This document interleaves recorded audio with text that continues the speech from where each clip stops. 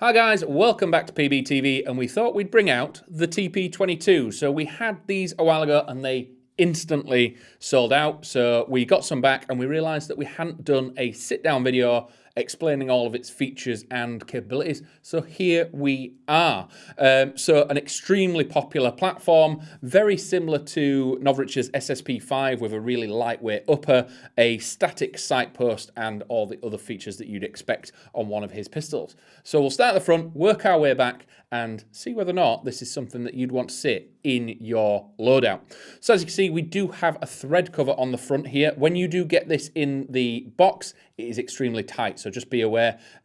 Undoing this will reveal the 40mm counterclockwise thread.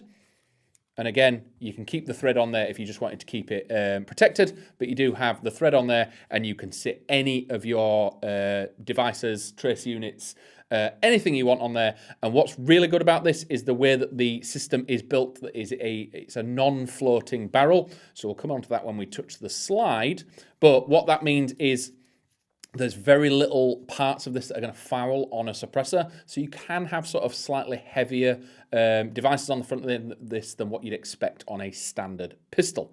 So coming to the slide, as you can see, we've got the front iron sight here and the rear iron sight here, and what looks like a giant cutout going all the way across here, all the way down, and everything like that, and then optic in the middle. If I slide this back, as you can see, the optic doesn't move, which also means the barrel doesn't move. So this is a fully fixed, sealed system. So what you get sometimes on pistols is the floating barrel syndrome, that when the slide comes back, the barrel goes slightly loose, and if you've got a device or a tracer unit or a suppressor on there, it drags the slide. So that reduces efficiency, you get less shots out of a mag, and you will reduce a little bit of accuracy as well. With this being a solid fixed system, that thing is going to be on target all the time with this thing sliding back or all the way back here. And as you can see, this entire system is just fixed in place and does not move.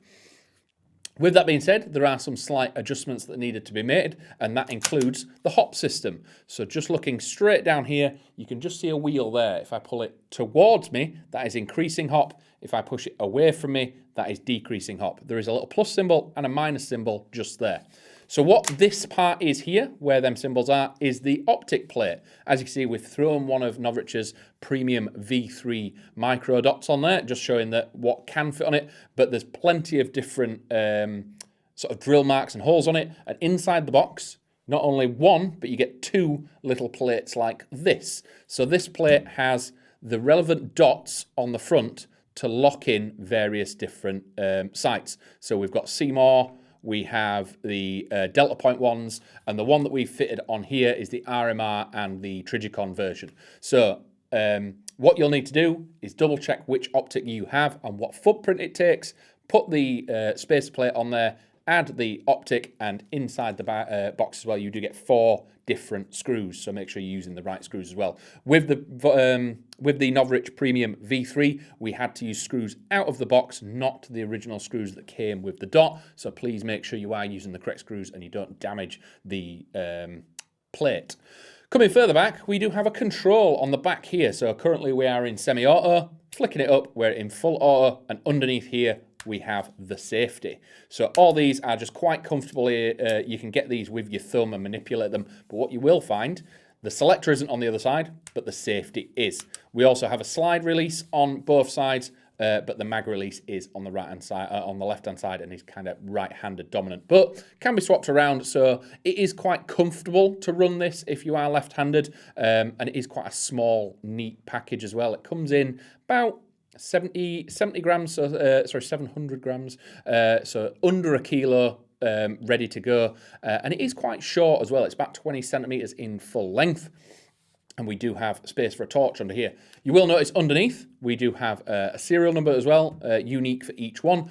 But what we have noticed as well is when you are taking this apart, it is very different to other platforms. There's a piece under here, it doesn't slide all the way back, it comes off as a whole, and the entire upper receiver comes off. So when you do get hold of this, watch videos on how to disassemble this properly, because it is very, very different to sort of standard pistols that you are sort of normally aware of.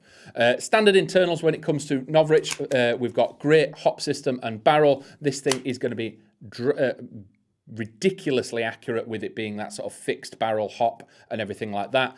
So like with his SSP5 and things, his other pistols, this is not only designed to be a sidearm, this could quite happily be a primary. But yeah, so even without the dot sight, we do have a fiber green sight that you can see at the front there and red fibers at the back there. So very easy to line this up even in low light, knowing that you're going to be really, really accurate. And we do have the sort of very lightweight magazine as well.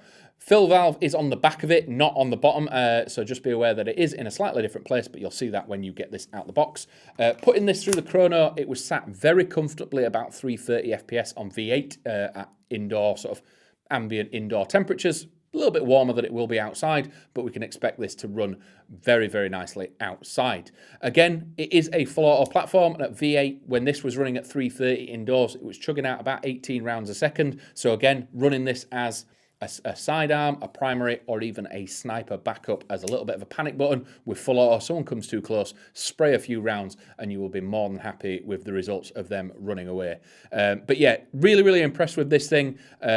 It's been absolutely phenomenal on the range, and we're very excited to get them back in. They sold out immediately last time, so if you are thinking of getting a TP22, we have some in now, and we have more on the way, just because we know how popular these things are. But this thing tricked up with a tracer unit, a torch, the optic, a few spare mags, you're going to have an absolute whale of a time. So we are going to probably take this to the range and have a little bit more fun with it. But if that is everything for the day, thank you very much for watching, and I'll catch you in a bit.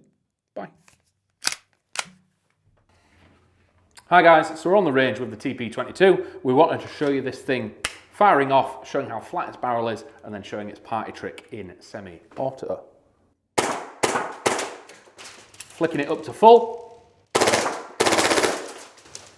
Definitely a worthy choice for snipers, just as a sidearm, or if you're wanting to trick this out with an optic, suppressor, torch, and run this as a primary itself. See you in a bit.